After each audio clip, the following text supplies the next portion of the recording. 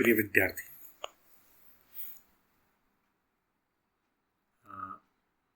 आशा करता हूँ कि आप सभी लोग अच्छे होंगे। देखिए, कल इससे पहले हमने पढ़ा था जो कक्षा टेंथ की क्लास का जो संस्कृत की पाठ्य पुस्तक है अनिवार्य संस्कृत, उसका जो प्रथम पाठ हम पढ़ रहे थे, जिसमें से हमने जो हृदय परिवर्तनम पाठ था,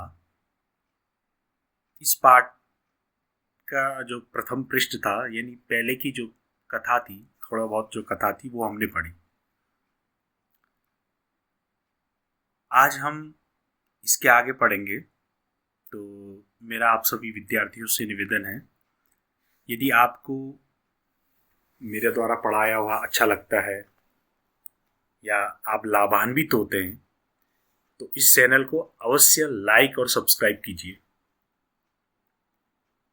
यही आप लोगों का उत्साह है, जिसके कारण जो है मुझे भी उत्साह मिलता है और मैं भी कोशिश करता हूँ कि आप तक पूरी नॉलेज पहुँचा सकूँ। तो देखिए, सबसे पहले यहाँ जो पाठ चल रहा था, हृदय परिवर्तनम,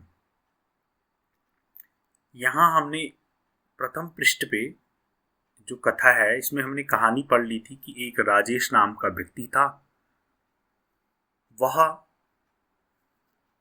क्या करता था, उसकी 16 वर्ष की आयु है, पढ़ाई लिखाई में उसका मन नहीं करता है, वो शिकार खेलता था। क्या खेलता था? शिकार खेलता था। उसको शिकार खेलना अच्छा लगता था और वो शिकार करके लाता था। उसके जो घर वाले थे वो बड़े प्रसन्न होते थे, क्योंकि उनको बिना कर्म किए वो क्या करवा रहा था, बिना कर्म किए उनको सब कुछ मिल रहा था, तो वो कभी रोकते नहीं थे। गांव वालों ने बहुत कोशिश करी राजेश को रोकने की, लेकिन वो फिर भी नहीं माना। इसी तरह से उसकी आजीविका चल रही थी। अब देखिए दूसरे भाग में क्या कहानी है, ये दूसरे पृष्ठ पे है। आज दूसरे भाग में उसकी पूरी कहानी पढ़ते हैं।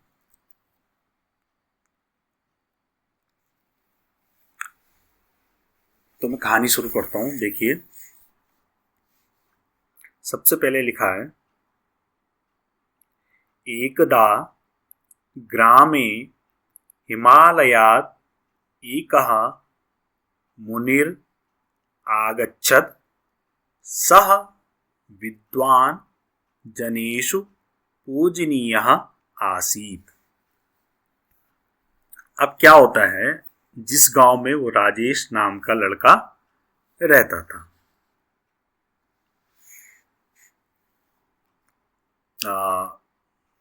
जिस गांव में कौन रहता था, वो राजेश नाम का युवक रहता था। एकदा ग्रामे, उसी के गांव में एक बार, यानी एक समय की बात है, उस गांव में हिमालयात एकः मुनिर आगच्छत्, यानी हिमालय से, कहाँ से? हिमालय से एकः मुनिर आगच्छत्, यानी एक साधु आया। कोई एक साधु आया, मुनि कहते हैं, कोई मुनि मतलब साधु आया। सह विद्वान जनेषु पूजनीयः आसीत्, वो साधु कैसा था? बहुत विद्वान था, और सभी लोग साधु को क्या करते थे? पूछते थे। क्या करते थे? पूछते थे। अब होता क्या, आगे देखो, किंचित काल पर्यंतम सह ग्रामे एव अवसत,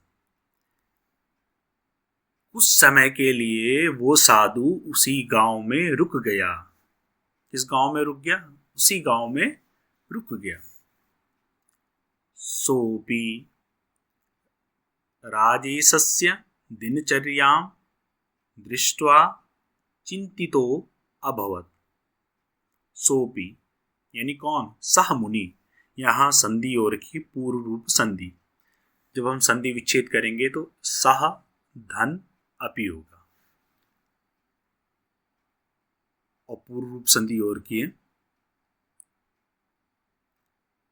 तो सह अपि सर्वनाम है, यानी वह भी, कौन, मुनि भी, राजेशस्य दिनचर्याम, यानी राजेश की दिनचर्या को देख करके, दृष्टवा यानी देख करके चिंतितो अभवत, यहाँ पर भी पूर्व संधि है, चिंतितो अभवत, चिंतित हो गया।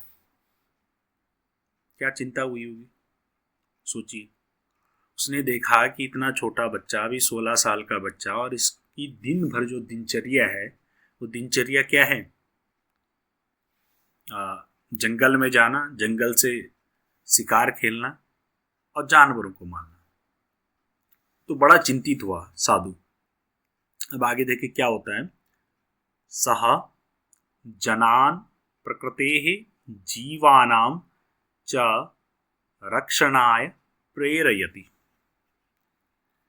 अब जो मुनि था, जो साधु था, वो तो लोगों को किस चीज के लिए, प्रकृति ही जीवानाम रक्षणाय प्रेरयति, वो सभी लोगों को प्रकृति में रहने वाले जितने जीव थे उनकी रक्षा के लिए प्रेरित करता था। यानी वो सभी की रक्षा के लिए लोगों को क्या करते थे, प्रेरित करते थे।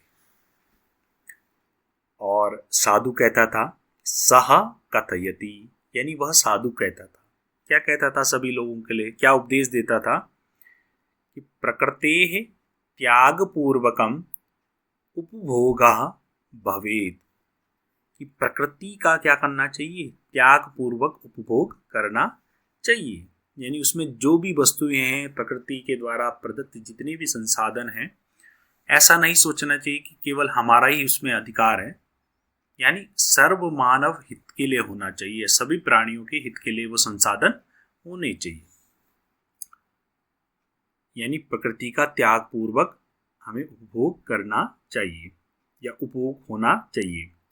सर्वेषां जीवानां कृते प्रकृत्याः बहुमूल्यानि उपहाराणि प्रदत्तानि, कि सभी जीवों के लिए प्रकृति के द्वारा अत्यंत मूल्यवान उपहार दिए गए हैं। एतेषां रक्षणेन एव अस्माकं रक्षा भविष्यति, कि इनकी रक्षा के द्वारा ही, इनकी रक्षा के द्वारा जितने भी बहुमूल्य उपहार दिए गए, प्रकृति के द्वारा जो भी संसाधन हमें दिए गए हैं, इनकी रक्षा के द्वारा ही, रक्षा के माध्यम से ही हमारी रक्षा भी हो सकती है। ऐसा साधु कहता था या सबको उपदेश देता था। अब देखिए आगे क्या होता है। एवं सह जनान बहुविधम अवबोधयति। एवं यानी इस तरह से, सह यानी वो साधु, जनान यानी लोगों को, बहुविधम अवबोधयति बहुत प्रकार से क्या करता था, समझाता था। जनाः अपि, देखिए जनाः अपि तस्य वचनेषु श्रद्धां धारयन्ति, और जो लोग थे, जो गांव के लोग थे, वो भी क्या करते थे, साधु में क्या करते थे, श्रद्धा रखते थे या उसकी बात को मानते थे। लेकिन क्या होता है, ते प्रकृतेः उपहाराणां जीवानां च रक्षणाय तत्परा अभवन, यानी साधु की बात से, साधु की बात को मान करके ते कौन, ग्रामवासिना, जो गांव के लोग थे, वे प्रकृति के उपहारों की और जो उपहार दिए गए हैं, जो भी प्रकृति प्रदत्त जो संसाधन हैं, उनका जीवानाम च रक्षण है, और जो जितने भी जीव हैं प्रकृति में, उनकी रक्षा के लिए तत्पराह अभवन, क्या होता था, सभी लोग क्या हो गए, जीवों की रक्षा के लिए तत्पर हो गए। किसकी बात मान करके, साधु की बात मानकर। लेकिन उनमें से कौन, ये देखिए आगे, किंतु राजेशः कर्णेन, देखिए दे रखा, कर्णेन एकेन, यहां संधि और की, कर्णेन एकेन वृद्धि संधि है। किंतु राजेशः कर्णेन एकेन श्रुत्वा अपरेण निष्कासितवान्। किंतु जो राजेश था क्या करता था, कर्णेन एकेन यानी एक कान से, श्रुत्वा सुन करके, अपरेण निष्कासितवान् दूसरे कान से निकाल देता था, यानी वो साधु की बात नहीं मानता था। तस्य चर्यायां किमपि परिवर्तनम न जातम, यानी उसकी दिनचर्या में कोई प्रभाव नहीं पड़ा, कोई परिवर्तन नहीं हुआ। वो जैसे पहले था वैसे ही वो कर्म कर रहा था। यानी वो क्या करता था, सुबह जा चला जाता था, दिन भर शिकार खेलता था, शिकार लेकर के आता था, अपने घर वालों को भी खिलाता था, बच जाए तो गांव में भी बांट देता था। मुनिना तम सन्मार्गे आनेतुं मनसि दृढ़ निश्चयः कृतः। अब मुनि उसकी दिनचर्या को देख करके बड़े चिंतित थे, तो उन्होंने क्या किया, मुनिना तम सन्मार्गे, कि मुनि के द्वारा उसको अच्छे मार्ग पर आनेतुम लाने के लिए मनसि दृढ़ निश्चय कृता, उन्होंने मन में क्या किया, कोई दृढ़ निश्चय किया। उन्होंने मन में क्या है, कोई दृढ़ निश्चय कर दिया कि मैं इसको क्या करूंगा, सुधार के रहूंगा। अब क्या होता है देखिए, सह उचित अवसरम, उचिताव अवसरम, यहां संधि हो रखी है, दीर्घ संधि है, अन्विष्यन यानी क्या करते हुए, ढूंढते हुए, वने राजेशस्य अनुगमनम करोति स्म। सह कौन, मुनि, जो मुनि था यानी साधु था। उचितावसरम यानी जब उसको सही, वो क्या करने लगे, अच्छे अवसर को ढूंढने लगे, और जैसे ही उनको क्या हुआ, अच्छा अवसर ढूंढते हुए, वने राजस्य अनुगमनम करोति स्म, यानी जैसे ही राजेश फिर से अगले दिन वन की तरफ जाता है, क्या करने के लिए, शिकार खेलने के लिए, तो जो साधु था वो भी उसके पीछे पीछे चल देता है। यानी साधु ने कोई ना कोई युक्ति सोच रखी थी, कोई ऐसी चीज सोच रखी थी कि जिसके द्वारा वो क्या करेगा, राजेश को चेंज करेगा।